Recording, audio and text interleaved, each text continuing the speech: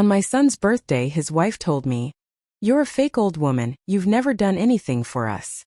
My son didn't defend me. I just smiled. The next day, he woke up without his car and with a note from me. Subscribe to the channel for more stories like this, and comment the city you're watching from. I stood in my son's kitchen, carefully arranging the birthday cake I'd spent 3 hours decorating. 62 candles seemed like too many, but Joseph had specifically asked for one for each year. The chocolate frosting was perfectly smooth, just the way he'd loved it since he was 7 years old. "Mom, you didn't have to go through all this trouble," Joseph said, but his smile told me he was pleased. At 35, he still had that boyish grin that melted my heart. "It's no trouble at all, sweetheart. I wanted everything to be perfect for your special day." That's when Natalie walked in. My daughter-in-law had this way of changing the atmosphere in a room just by entering it. Her blonde hair was pulled back in a sleek ponytail, and she wore that expression she reserved specifically for me. The one that made me feel like I was intruding in my own son's life. "Oh, you're still here," she said, not bothering to hide her annoyance. "I thought you'd left already." I forced a smile. "I was just finishing up with the cake. The guests should be arriving soon." Natalie examined my work with critical eyes. "It's very homemade looking. I guess it'll have to do since we don't have time to get a proper one from the bakery." The word stung, but I'd learned to swallow these little jabs over the years. "I'm sure everyone will enjoy it. Joseph's always loved my chocolate cake." That was when he was a child, Judy. His tastes have evolved since then. Joseph was busy setting up the sound system, and either didn't hear the exchange or chose to ignore it. I suspected it was the latter. Over the past 5 years of their marriage, I'd watched my son gradually retreat whenever tension arose between Natalie and me. The first guests began arriving around 6. My brother Tom came with his wife Sarah, a few of Joseph's college friends, some neighbors, and Natalie's sister Monica with her husband. I tried to make myself useful, helping serve drinks and making sure everyone felt welcome. "Judy, this dip is delicious," Sarah whispered to me as we stood near the appetizer table. "Did you make it?" "Thank you, yes. It's my spinach and artichoke recipe." Natalie appeared beside us as if she'd been listening. "Actually, I made that," she said smoothly. "It's from a recipe I found online." I felt my cheeks burn. I'd brought the dip in my own dish, using ingredients I'd purchased and prepared in my kitchen that morning. But I said nothing. What was the point? It would only create a scene at Joseph's party. As the evening progressed, I found myself increasingly relegated to the edges of conversations. Every story I tried to share about Joseph's childhood was interrupted or dismissed. When I mentioned how proud I was of his promotion at work, Natalie quickly redirected the conversation to her own career achievements. The worst moment came when Joseph was opening gifts. I'd saved for months to buy him the watch he'd admired in a store window. It wasn't expensive by Natalie's standards, but it represented a significant portion of my fixed income. "This is beautiful, Mom." "Thank you," Joseph said, genuinely touched as he examined the watch. "She probably got it at one of those discount stores," Natalie said loudly enough for everyone to hear. "The kind that sells knockoffs." "Natalie," Joseph said quietly, but he didn't correct her assumption. I felt something cold settle in my stomach. The watch was real. I'd saved for 6 months and bought it from a reputable jeweler. But explaining that would sound defensive, and I refused to give Natalie the satisfaction. The final blow came as we were cleaning up. I was in the kitchen, washing dishes despite Natalie's half-hearted protests that I didn't need to help. Most of the guests had left, and I could hear Joseph and Tom laughing about something in the living room. Natalie stood behind me, her voice low but clear. "You know, Judy, I've been thinking about something."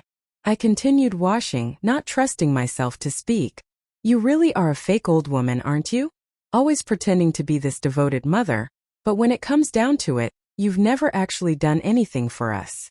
My hands stilled in the soapy water. "I'm sorry. You heard me. All this performance tonight, the cake, the gift, playing the perfect grandmother to be. But what have you actually contributed to our lives? Nothing substantial. Joseph and I have built everything we have on our own." The words hit me like physical blows. I thought about the car payments I'd been making for them for 2 years. The health insurance premiums I covered because Joseph's job didn't offer family coverage yet. The down payment I provided for their apartment. The countless small emergencies I'd helped with, never asking for acknowledgement or repayment. I think there might be some misunderstanding, I said carefully. Oh, there's no misunderstanding. I see right through you. You want everyone to think you're this wonderful, sacrificing mother. But you're just a lonely old woman trying to buy affection. It's pathetic, really. I turned around slowly, my hands dripping with dishwater. Natalie stood there with her arms crossed, her face twisted with contempt. In the doorway I could see Joseph. He'd heard everything. Our eyes met for a moment, and I waited for him to say something. Anything. He looked away. That's when I smiled. Not a happy smile, but something cold and final. You know what, Natalie? You're absolutely right. I dried my hands on the dish towel, set it down neatly on the counter, and walked past both of them without another word. I collected my purse from the hall table and let myself out the front door. The drive home was a blur. I kept my hands steady on the wheel, my breathing even, my expression calm. But inside, something fundamental had shifted. 35 years of motherhood, of putting my son first, of sacrificing my own comfort and security for his happiness. And this is what it had earned me. By the time I reached my small apartment, I knew exactly what I was going to do. The smile Natalie had seen wasn't defeat. It was the smile of a woman who'd finally stopped pretending that love without respect meant anything at all. I sat at my kitchen table and began making a list. Tomorrow, Natalie and Joseph were going to learn exactly what I'd contributed to their lives. And more importantly, what life looked like when those contributions disappeared. I woke up before dawn, something I hadn't done since my working days ended 3 years ago. My mind was crystal clear, clearer than it had been in months. I made my coffee, sat at my small dining table, and reviewed the list I'd made the night before. The first item was the car. Most people would assume the silver Honda Accord parked in Joseph and Natalie's driveway belonged to them. They drove it every day after all. Joseph took it to work. Natalie used it for her shopping trips and yoga classes. But the title, the insurance, and the monthly payments all had my name on them. It had started 2 years ago when their old car broke down. Joseph had called me in tears. They couldn't afford a new one, and he was about to lose his job if he couldn't get to work reliably. As always, I'd stepped in to help. I'd planned to transfer ownership to them eventually, but somehow that conversation never happened. Natalie always changed the subject when I brought it up, and Joseph seemed uncomfortable discussing money matters. Now I understood why. At 8 o'clock sharp, I called my insurance company. I need to cancel the policy on my Honda Accord effective immediately, I told the representative. May I ask the reason for the cancellation, Mrs. Patterson? I'm no longer using the vehicle. It was that simple. 20 minutes and 3 phone calls later, the car insurance was canceled. The registration was transferred back to my address only, and I'd arranged for a towing company to collect the vehicle at 10 a.m. I drove my own car, a modest but reliable Toyota I'd bought used, to Joseph's neighborhood and parked where I could see their apartment building. At exactly 10 o'clock, the tow truck arrived. I watched from a distance as the driver efficiently loaded the Honda onto his flatbed. A few neighbors came out to watch, clearly puzzled by the sight of a car being repossessed from the parking lot of a decent apartment complex. I wondered what they'd assume. Financial troubles, probably. They weren't entirely wrong. Before driving home, I slipped a manila envelope under Joseph and Natalie's door. Inside was a single sheet of paper with a brief note. I've decided to reorganize my financial responsibilities. The vehicle has been returned to my possession as I am the legal owner. All related expenses are now my responsibility alone. I hope you understand. Mom. I didn't apologize. I didn't explain. I simply stated facts. The drive home gave me time to think about how we'd gotten to this point. It hadn't happened overnight. The erosion of respect had been gradual, so subtle that I'd almost convinced myself I was imagining it. Started with small things. Natalie would make plans for Joseph without consulting me, even when they involved times I'd normally spend with my son. She'd volunteer Joseph for weekend projects that prevented our usual Sunday dinners. When I'd express disappointment, she'd look at me with that pitying expression and say something like, "Judy, you can't expect Joseph to spend every free moment with his mother. He's a married man now." Then came the rewriting of history. Stories about Joseph's childhood that I remembered one way would be told differently when Natalie was present. She'd interrupt with corrections that painted me as either absent or overprotective, depending on which narrative served her purpose better. The financial manipulation had been the most insidious. It started with small emergencies, a medical bill that insurance didn't cover, an unexpected car repair, a security deposit for a better apartment. I helped because that's what mothers do. But somewhere along the way, my assistance stopped being appreciated and started being expected. Worse, it became invisible. When I arrived home, I made myself lunch and continued with my list. The next call was to my bank. I need to speak with someone about removing authorized users from my accounts, I told the customer service representative. I'd added Joseph to my checking account 3 years ago, when he was between jobs and needed help with groceries. It was supposed to be temporary, but like so many temporary arrangements in our relationship, it had become permanent.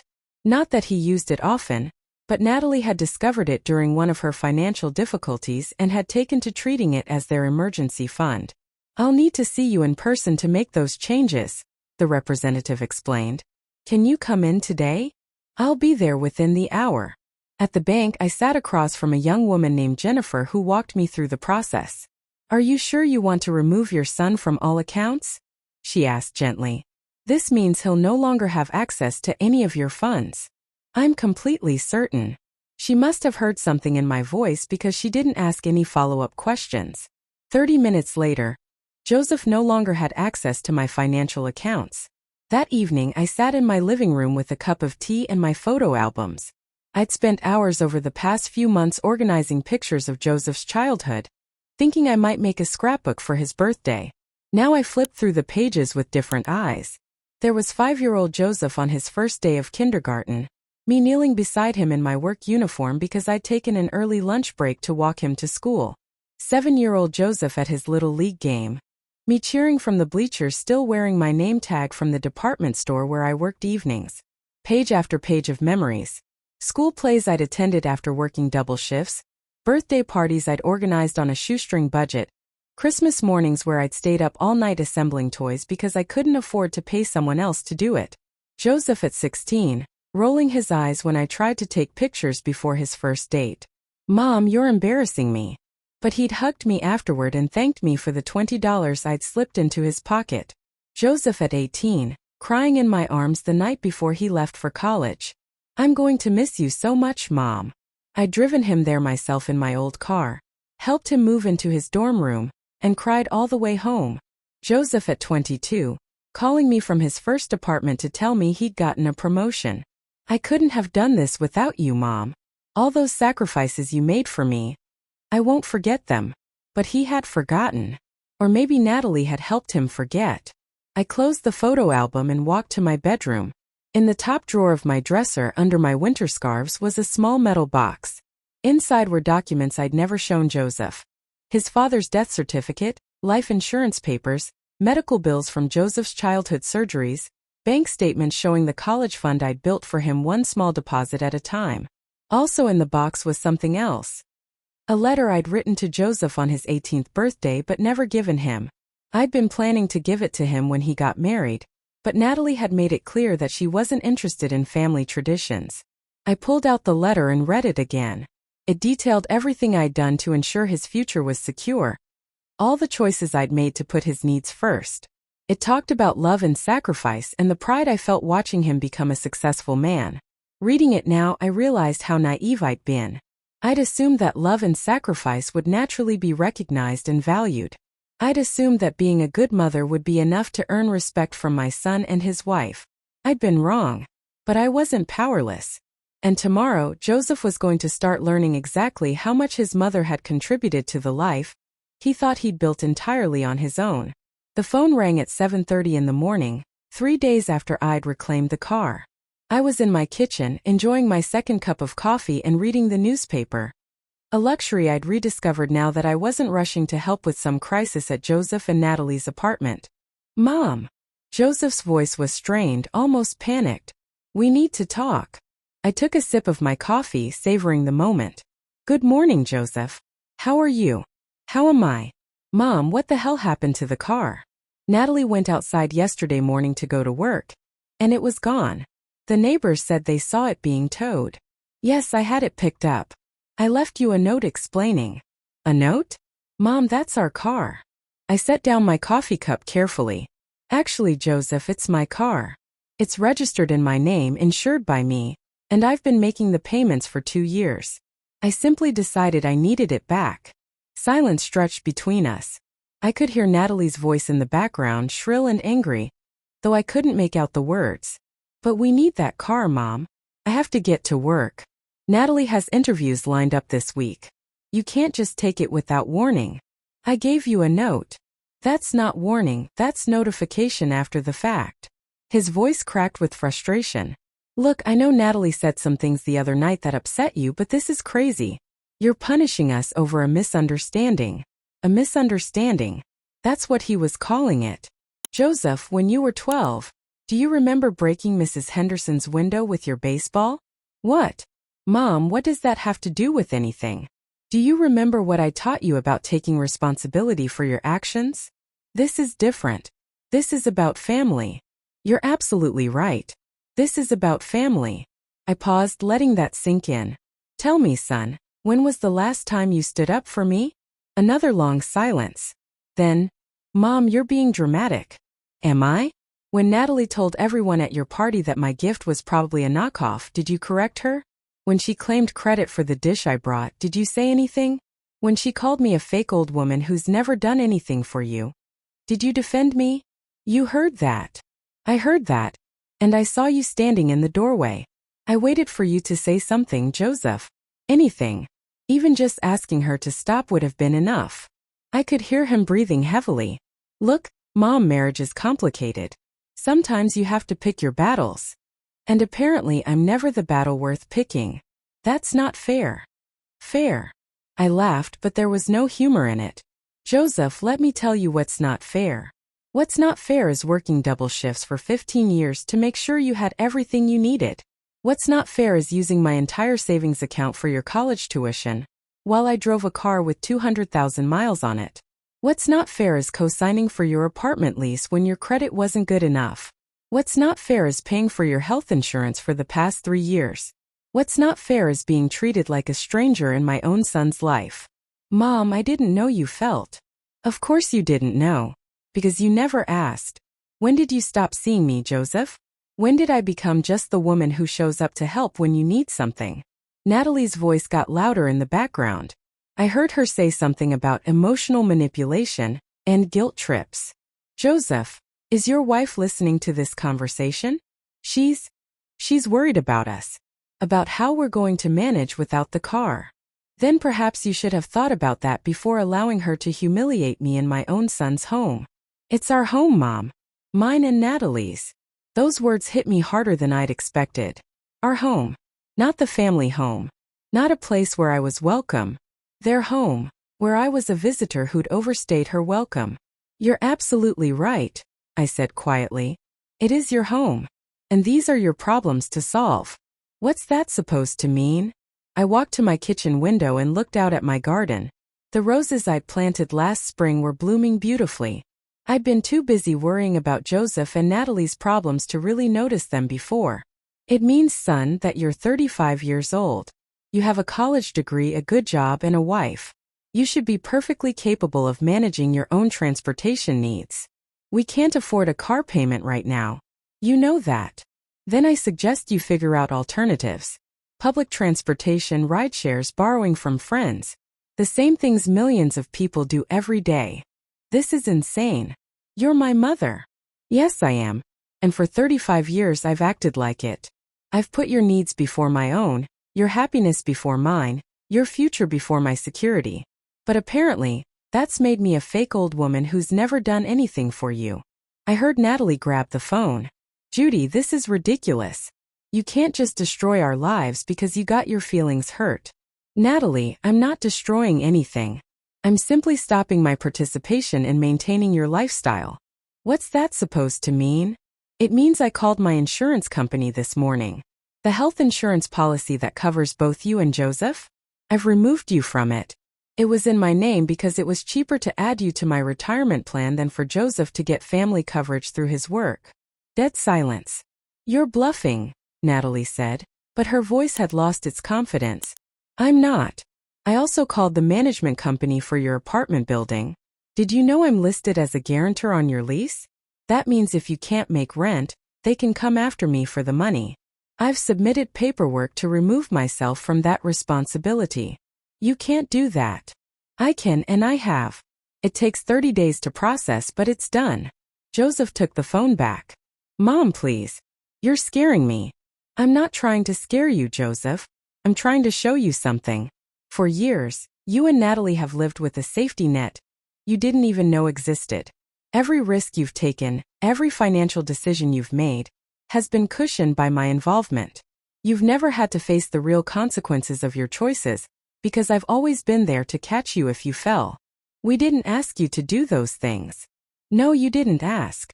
But you certainly accepted them. And more than that, you've come to expect them. When did my help stop being appreciated and start being assumed? It's not like that. Isn't it? When was the last time you thanked me for anything, Joseph? When was the last time you called just to see how I was doing, not because you needed something? When was the last time you made me feel like I mattered in your life for who I am, not what I can provide? The silence stretched so long I thought the call had dropped. I don't know, he finally whispered. Neither do I. And that's the problem. So what happens now? I looked around my small apartment, at the life I'd built around being available for my son's needs. The furniture I'd kept simple so I could afford to help him. The vacations I'd never taken so I could pay for his emergencies. The retirement I'd delayed so I could secure his future. Now you learn what it means to be truly independent. You figure out how to solve your problems without me. You build the life you want with the resources you actually have, not the ones I've been providing. And what about us? What about our relationship? That depends on you, Joseph. It depends on whether you can learn to see me as a person who deserves respect, not just a resource to be used when convenient. Natalie grabbed the phone again. This is emotional blackmail, Judy. You're trying to control us by withholding support. No, Natalie. Control would be threatening to take these things away if you don't behave the way I want. What I'm doing is accepting your assessment of me. You said I've never done anything for you. Well, now that's actually true. I hung up before either of them could respond. My hands were shaking slightly, but not from fear or regret.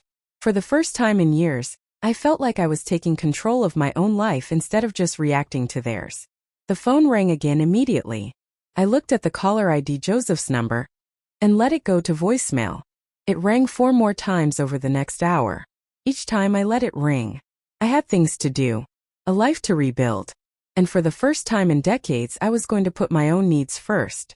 2 weeks passed in blessed silence. No desperate phone calls, no guilt-laden text messages, no surprise visits. I began to think that perhaps Joseph and Natalie had found solutions to their problems and moved on with their lives. I should have known better. The call came on a Tuesday evening while I was reading in my favorite chair. This time it was Natalie, and she sounded different, less angry, more calculating. Judy, I think we need to have an honest conversation. I thought we already had one. No, we had a misunderstanding. I've been thinking about what you said, and you're right. I haven't always appreciated everything you've done for us. I marked my place in my book and sat up straighter. This was a new approach for Natalie. Contrition had never been her style. I'm listening. The thing is, Judy, I lost the job opportunity I'd been working toward. Without the car, I couldn't make it to the final interview. It was across town, and by the time I figured out the bus route, I was 45 minutes late. They gave the position to someone else. I felt a flicker of something. Not quite guilt, but a recognition of consequence. I'm sorry to hear that. Are you? Because it feels like you wanted this to happen. Natalie, I didn't even know about your interview. I've been removed from your lives, remember? This is exactly what you asked for. No, it's not what I asked for. I asked for some space, some boundaries. I didn't ask for you to sabotage our future. Sabotage? I set my book aside completely. Natalie, let me ask you something. If I had never helped with the car, if I had never co-signed your lease, if I had never provided health insurance, would you have made different choices? What do you mean? I mean, would you have looked for a job closer to home? Would you have saved money for a car payment? Would you have gotten health insurance through Joseph's work even if it cost more? Would you have chosen a less expensive apartment? Silence. You see, the problem isn't that I withdrew my support. The problem is that you built your entire life assuming that support would always be there. You made choices based on resources that weren't actually yours. We're family. Family helps each other. Yes, they do. Family also respects each other. Family doesn't humiliate each other at birthday parties. Family doesn't take credit for each other's contributions. Family doesn't stand by silently while their spouse calls their mother a fake old woman. I was angry that night. I said things I didn't mean. Did you? Because it seemed like you meant every word. And Joseph's silence suggested he agreed with you. Joseph loves you. You're his mother. Am I? Because lately, I've felt more like an ATM than a mother. Natalie's tone shifted again, becoming more urgent. Judy, I need you to understand something. We're in real trouble here. Without the health insurance, Joseph had to pay cash for his prescription medications this month. Do you know how much his blood pressure medication costs without insurance? $230. I hadn't known Joseph was on blood pressure medication. When had that started? Why hadn't anyone told me? We used our grocery money to pay for it, Natalie continued. And without the car, Joseph's been taking rideshares to work. That's eating up another $300 a week. We're drowning, Judy. Then perhaps you should look into public transportation. Or Joseph could find a job closer to home. He can't just quit his job. And the bus system here is terrible. It would take him 2 hours each way. People manage these challenges every day, Natalie. Millions of people figure out how to live within their actual means. But we don't have to be like everyone else. We have you. There it was. The truth finally spoken plainly. We have you. Not we love you, not we appreciate you. Not we want you in our lives. We have you. Actually, you don't have me anymore. What do you mean? I took a deep breath. I mean, I've made some additional changes. Yesterday, I met with a financial advisor. I've restructured my entire financial plan. What kind of restructuring? Well, for starters, I've calculated exactly how much money I've spent supporting you and Joseph over the past 5 years.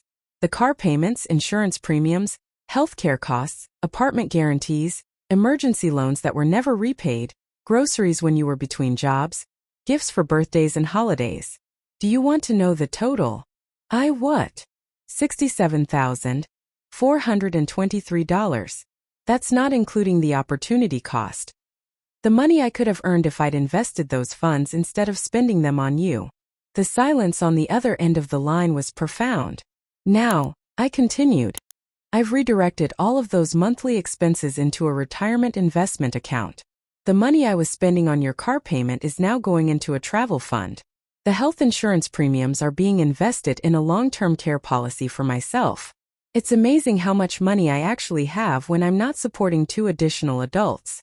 Judy, you can't be serious. I'm completely serious. I've also made some other changes.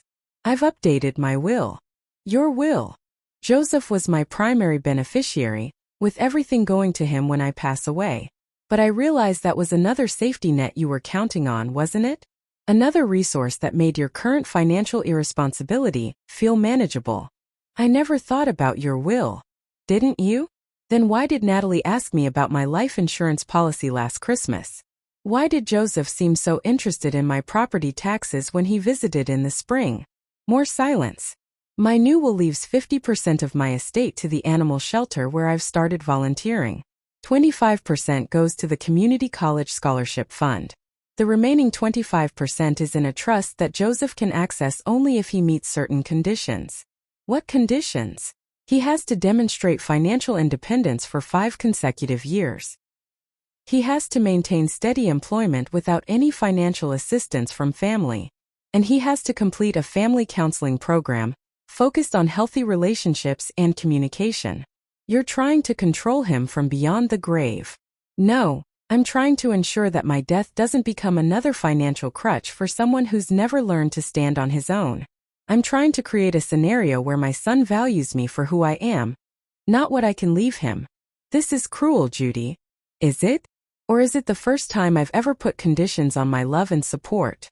You and Joseph have taken advantage of my unconditional giving for years. Maybe it's time you learned that love without respect isn't sustainable. What do you want from us? I want Joseph to call me because he misses talking to me, not because he needs money. I want to be invited to dinner because you enjoy my company, not because you need me to bring the groceries. I want to feel like a valued member of this family, not like a bank account with a heartbeat. And if we can't give you that, then you'll figure out how to live without me. Which, according to you, shouldn't be difficult since I've never done anything for you anyway. Judy, wait. I hung up. That night I made myself a simple dinner and ate it on my small balcony, watching the sunset. For the first time in years, I wasn't worrying about Joseph's problems or planning how to help with his next crisis. I wasn't checking my phone for emergency calls or keeping money aside for his unexpected expenses. Instead, I was thinking about the cruise I'd been wanting to take for 10 years, but had never been able to afford. With my newfound financial freedom, I could book it tomorrow if I wanted to. The thought was both thrilling and terrifying. After so many years of living for other people's needs, the idea of living for my own felt foreign, but not unpleasant. My phone buzzed with a text message from Joseph. Mom, we need to talk. This has gone too far. I read it, then deleted it without responding. It was time for Joseph to learn that some bridges, once burned, require more than words to rebuild. They require action, change, and genuine respect. I wasn't holding my breath, but for the first time in years I wasn't worried about the outcome either. Whatever happened next, I would face it as a woman who had finally remembered her own worth.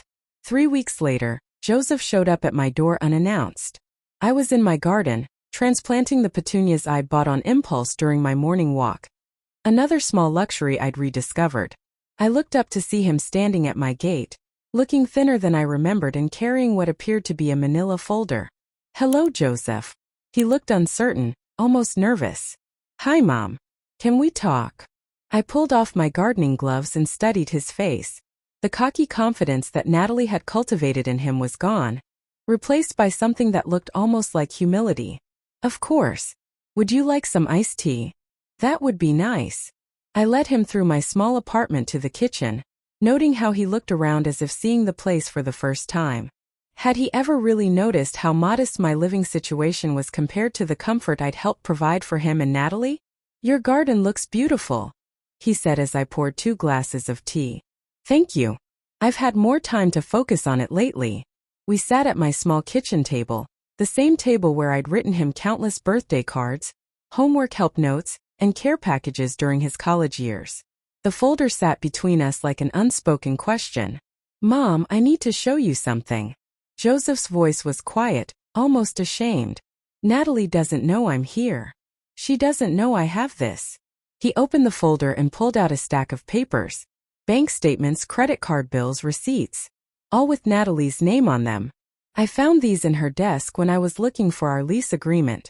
I needed to see exactly what our financial situation was after you stopped helping. I picked up the top document. It was a credit card statement showing a balance of $8,700. The charges were all from the past 6 months. Designer clothing stores, expensive restaurants, spa treatments, online shopping. Joseph, I don't understand why you're showing me this. Look at the dates, Mom. Look at when these charges were made. I studied the statement more carefully. The largest charges were all from the weeks immediately following our confrontation at his birthday party. A $600 charge at Nordstrom 2 days after I'd reclaimed the car. A $400 dinner at an upscale steakhouse the day after I'd removed them from my insurance. Spa treatments, designer shoes, expensive wine. All purchased while they were supposedly struggling to afford groceries and Joseph's medication. She was still spending like this even while telling you we were drowning financially, Joseph said, his voice hollow. While I was taking rideshares and skipping lunch at work to save money, she was buying herself a $300 purse. I set down the statement and looked at my son, really looked at him. The weight loss wasn't just from stress. He looked like he hadn't been eating properly.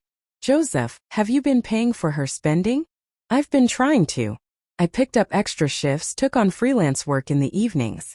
I thought we were both making sacrifices to get through this rough patch. He laughed bitterly. Turns out I was the only one sacrificing anything. He pulled out another document, a printout from their joint checking account. The spending pattern was clear.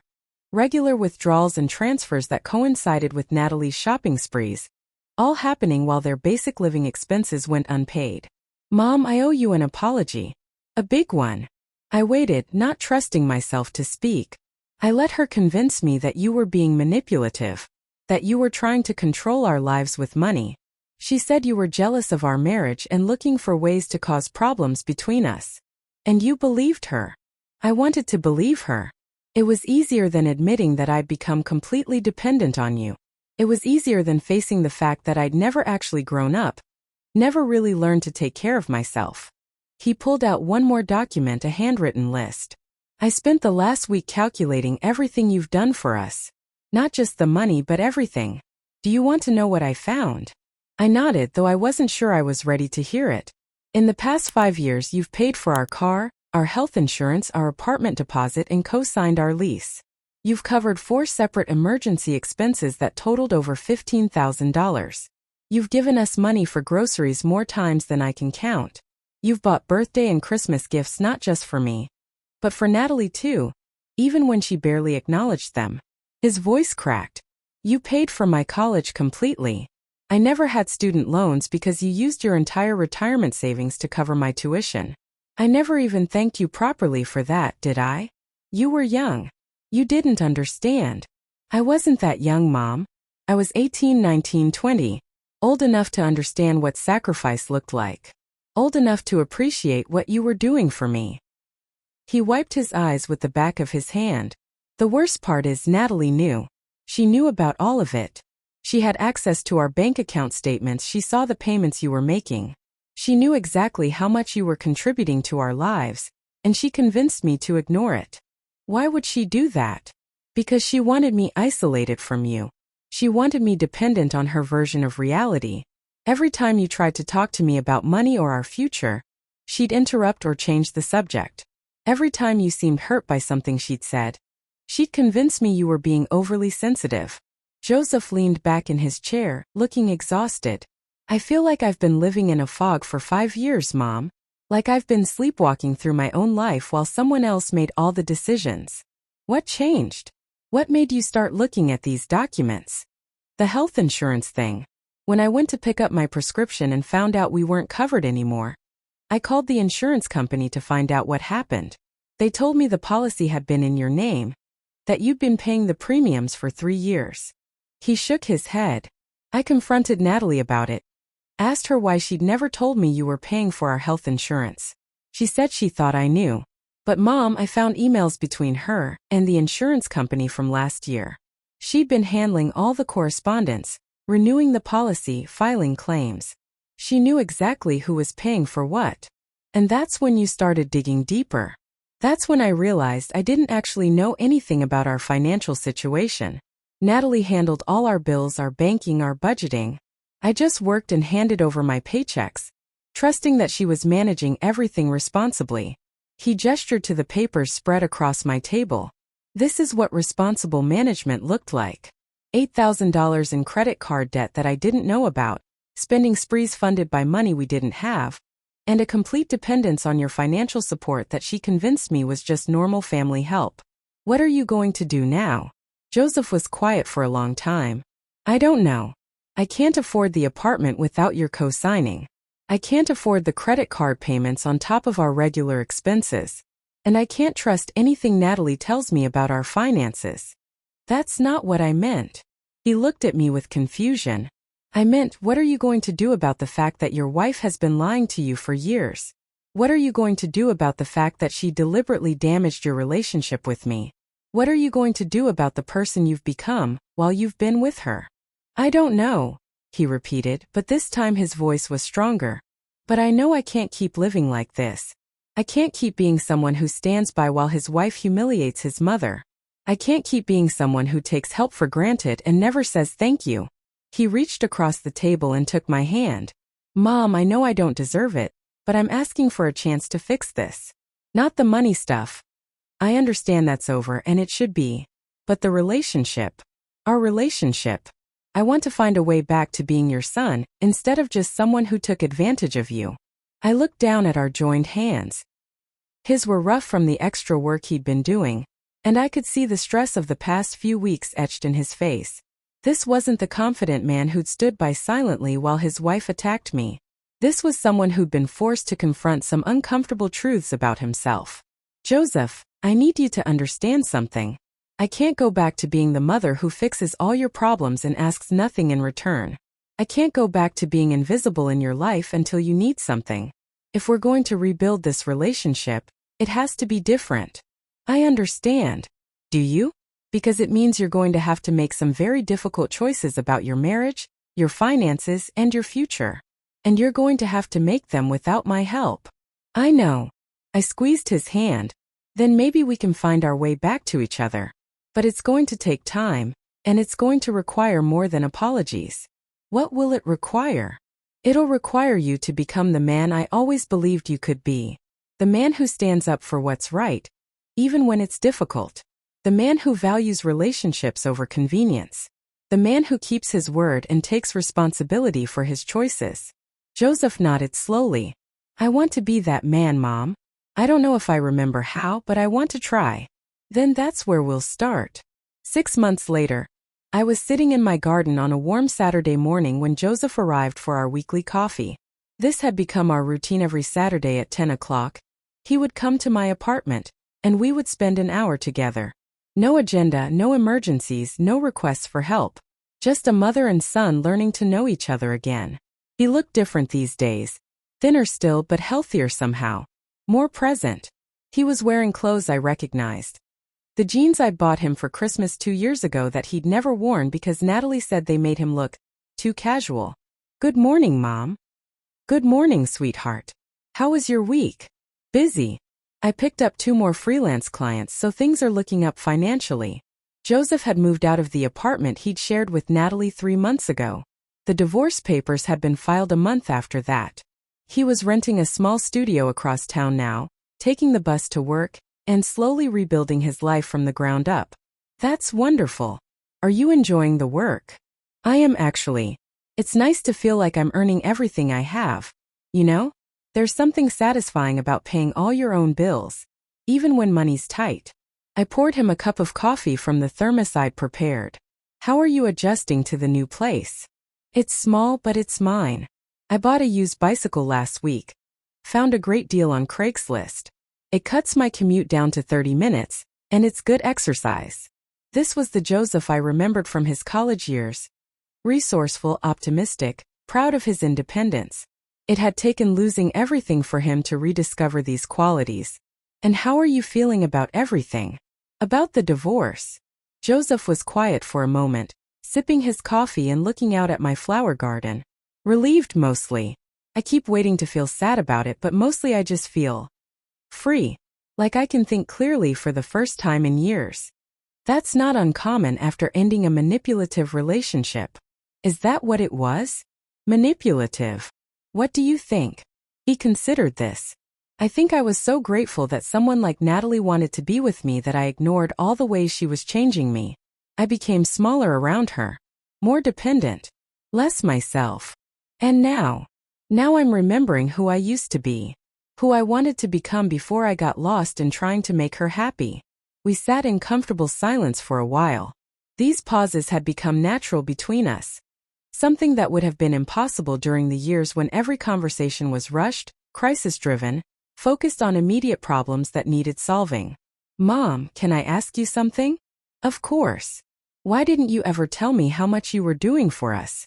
Why didn't you make me aware of all the ways you were supporting our life? I'd been expecting this question for months. Because I wanted you to accept my help because you needed it, not because you felt obligated. I wanted to give freely, not create a debt that you felt you had to repay. But that made it easy for me to take it for granted. Yes, it did. That was my mistake. I thought that love without conditions was the highest form of love, but I learned that love without boundaries isn't sustainable. Joseph nodded slowly. I've been thinking about that a lot lately. About the difference between helping someone and enabling them. What conclusion have you reached? That helping someone means giving them what they need to become stronger. Enabling someone means giving them what they want, so they never have to become stronger. I smiled at him. That's a very wise distinction. I learned it the hard way. He paused. Mom, I want you to know that I understand now why you had to cut off the financial support. Not just because I wasn't appreciating it, but because it was keeping me from growing up. That means a lot to me, Joseph. I also want you to know that I'm not asking you to change your will back, or to start helping me financially again. I don't want to go back to that dynamic. Really? Really? I want to earn your respect, not inherit it. I want you to be proud of me because of what I've accomplished, not what you've given me. This was perhaps the most important thing he could have said. It showed me that he understood the fundamental shift that needed to happen between us. I am proud of you, Joseph, not because of your job or your apartment or your financial independence, but because of the courage it took to admit you were wrong and the determination you've shown in changing your life. It's been hard, he admitted. Lonelier than I expected. Natalie and I might have had problems, but at least I wasn't alone. Are you lonely now? Sometimes. But it's a different kind of loneliness. It's the loneliness of someone who's learning to be comfortable with himself, not the loneliness of someone who's lost and doesn't know who he is. We were interrupted by my phone ringing. I glanced at the caller ID and was surprised to see Natalie's name. That's interesting, I said, showing Joseph the screen. She's been calling me too, he said. I haven't been answering. Should I answer this one? It's up to you, Mom. But if you do, don't let her draw you back into the drama. I considered for a moment, then answered. Hello, Natalie. Judy, thank God. I've been trying to reach Joseph, but he won't take my calls. I imagine there's a reason for that. Look, I know we've had our differences, but this is important. I'm pregnant. I felt Joseph stiffen beside me. Congratulations, I said carefully. Joseph is the father. We conceived before he moved out. I think this changes everything, don't you? We need to work together for the baby's sake. Natalie, have you spoken with a doctor? Confirmed the pregnancy? Well, no, but I took 3 home tests and they were all positive. Judy, you're going to be a grandmother. Doesn't that mean anything to you? I looked at Joseph, whose face had gone pale. He held out his hand for the phone and I gave it to him. Natalie, it's me. His voice was steady but cold. First, if you're pregnant, you need to see a doctor and get proper medical confirmation. Second, if the baby is mine, I'll absolutely take responsibility for my child. But that doesn't change anything about our divorce. I could hear Natalie's voice rising, but I couldn't make out the words. No, Joseph said firmly. Having a baby doesn't fix a broken marriage. It doesn't erase the lies or the manipulation. If there's a baby, we'll work out custody and support arrangements through our lawyers. But we're not getting back together. More agitated sounds from the phone. Natalie, I'm going to hang up now. If you're really pregnant, make a doctor's appointment and have your lawyer contact mine with the medical documentation. Otherwise, stop calling. He ended the call and handed my phone back to me. How do you feel? I asked. Honestly? Skeptical. The timing is very convenient. She's been facing the reality of having to support herself for the first time in her adult life, and suddenly she's pregnant. But if she is pregnant, then I'll step up and be the father my child deserves. But I won't go back to being the husband she wants. He looked at me seriously. And I won't let her use a baby to manipulate our family, the way she manipulated our marriage. That shows real growth, Joseph. I learned from watching you, Mom. I learned that sometimes loving someone means setting boundaries, even when they don't like it. We finished our coffee and spent the rest of the morning working in my garden together. Joseph had developed an interest in plants during his months of solitude, and he'd started a small herb garden on his studio apartment's fire escape. As he was preparing to leave, he turned to me with a serious expression. Mom, I want to ask you something, and I want you to be completely honest. All right. Do you think you'll ever be able to forgive me? Completely forgive me for the years when I didn't appreciate you, didn't defend you, didn't see you? I considered the question carefully. Joseph, I think forgiveness is an ongoing process, not a single moment. Every Saturday when you show up here, not because you need something but because you want to spend time with me, that's part of forgiveness. Every time you make a decision based on your own values instead of someone else's expectations, That's part of forgiveness. So it's not about forgetting what happened? No, it's about building something new on top of what happened. It's about proving that we've both learned from our mistakes, and that we're both committed to doing better. He hugged me goodbye, something that had become natural again over these past months. I love you, Mom. And I respect you. I know I didn't always show it, but I want you to know that now. I love you too, son. And I'm proud of the man you're becoming. After he left, I sat in my garden for a long time, thinking about the journey we'd both taken to get to this point. It hadn't been easy and it wasn't finished. There would be more challenges, more tests of our new relationship. But for the first time in years, I felt like I had my son back. Not the dependent, manipulated version of him, but the strong, thoughtful man I'd always known he could become. And more importantly, I had myself back. The woman who'd spent so many years defining herself through what she could give others had rediscovered her own worth, her own voice, her own needs. The phone on my patio table buzzed with a text message. It was from Joseph. Thank you for not giving up on me, even when I gave up on myself. I smiled and typed back. Thank you for finding your way back to the son I've always been proud of. As the sun set over my small garden, I felt something I hadn't experienced in years. Complete peace with my choices. I'd lost a relationship built on dependency and manipulation, but I'd gained something far more valuable. A relationship built on mutual respect and genuine love. It had taken becoming the disappointing mother to discover what it truly meant to be a good one.